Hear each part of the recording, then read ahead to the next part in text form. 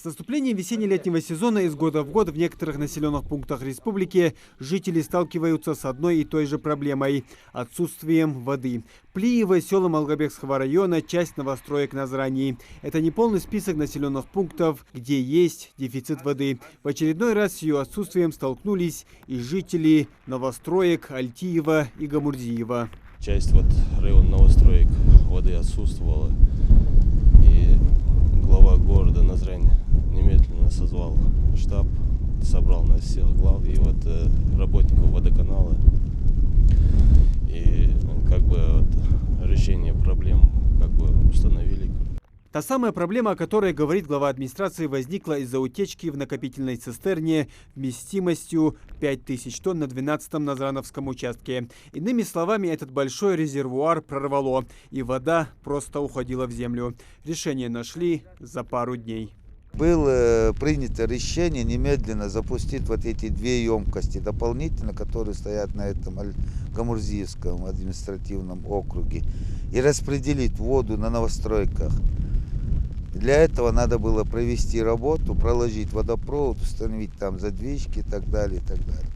То есть вы перенаправили, да? Да, мы перенаправили, сейчас закончили обвязку, все закончили, подали воду. Сейчас осталось, как вы видите, благоустроить только 2 колодца. Действительно ли все так идеально, как утверждают власти, мы решили проверить сами. Это центральная часть новостроек, улица Кирова. Какое давление в трубах, смотрите сами.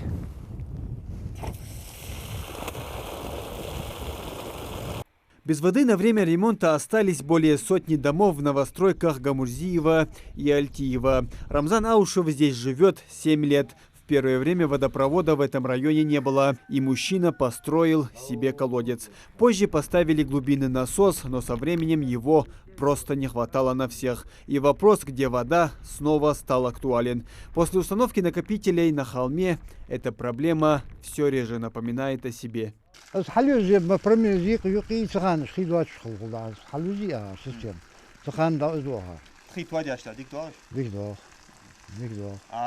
соседи мы деревья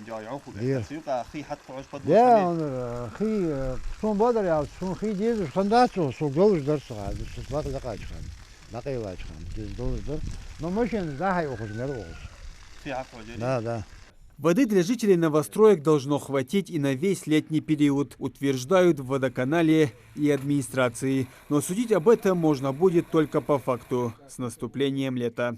Муслим Ганиев, Магомед Шаухалов, Новости 24.